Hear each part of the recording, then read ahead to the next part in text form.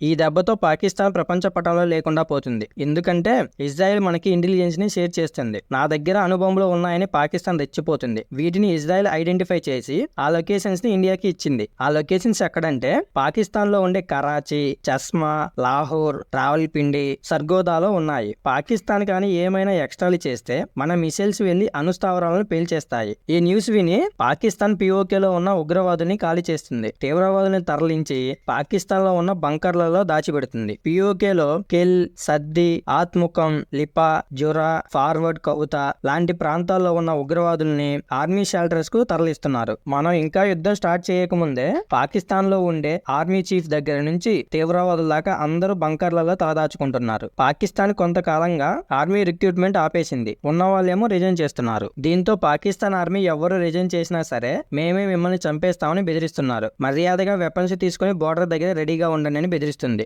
అంతేగాక పాకిస్తాన్ లో రిటైర్డ్ అయిన ఆర్మీ వాళ్ళని తిరిగి వచ్చి డ్యూటీలో జాయిన్ అవ్వమంటుంది. ఇంతకంటే దౌర్భాగ్యం ఇంకేముంటుంది? ఇండియన్ ఆర్మీ ఏ క్షణంలోనైనా సరే ఎయిర్ స్ట్రైక్ చేస్తుందనే భయంతో పాక్ ఆర్మీ వణుకుతుంది. అందుకే ఇండియన్ ఆర్మీని ట్రాక్ చేసేందుకు సరిహద్దులోని సియాల్కోట్ ప్రాంతంలో వాళ్ళ దగ్గర ఉన్న రాడార్ సిస్టమ్స్ ని, ఎలక్ట్రానిక్ వార్ఫేర్ డిటాచ్మెంట్స్ ని పాక్ సిద్ధం చేసింది. వీటిని బార్డర్ కి జస్ట్ 58 కిలోమీటర్స్ దూరంలోనే డిప్లాయ్ చేశారు. పాకిస్తాన్ ఇంకో 24 గంటల నుంచి 36 గంటల లోపు ఇండియన్ ఆర్మీ యాక్షన్ తీసుకుంటుందని పాక్ మంత్రి అత్తావుల్లా తరార్ చెప్తున్నారు. ఈ న్యూస్ పైన మాకు విశ్వసనీయ సమాచారం ఉందని ఎక్స్ లో పోస్ట్ చేశాడు. పహల్గామ్ అటాక్ లో భారత్ మమ్మల్ని దోషులుగా చేస్తుంది. టెర్రరిజానికి మేము కూడా బాధితులమే అని అంటున్నాడు. అంతేకాక మాపై జరిగే దాడిని ఎలాగైనా తిప్పికొడతామని అంటున్నాడు. పాక్ మాజీ ప్రధానమంత్రి ఇమ్రాన్ ఖాన్ తన లాయర్స్ చేత పాకిస్తాన్ ని భారత్ అనవసరంగా నిందిస్తుంది. మాకు ఆ అటాక్స్ కి ఎలాంటి సంబంధం లేదు. ఏదైనా ఉంటే దౌత్యపరంగా మాట్లాడుకోవాలి. కానీ మాపైన యుద్ధానికి దిగడం సరైన పద్ధతి కాదు అని స్టేట్మెంట్స్ ఇప్పించాడు. వీళ్ళు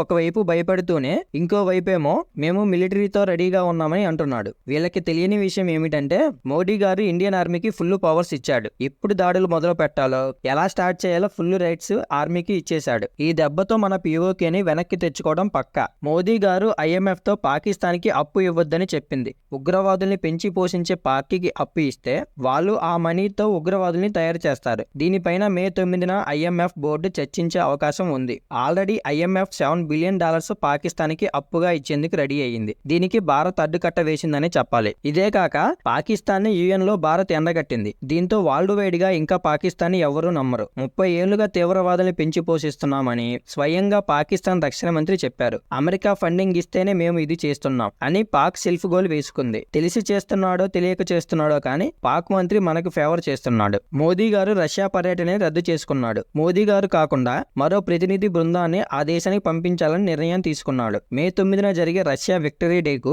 పుతిన్ ఆహ్వానించాడు. ప్రెజెంట్ సిచ్యువేషన్ బాలేదు కాబట్టి మోదీ గారు క్యాన్సిల్ చేశారు. పాక్ మీద ఇంకో 2-3 రోజుల్లో యుద్ధం స్టార్ట్ అయ్యే ఛాన్స్ ఉంది.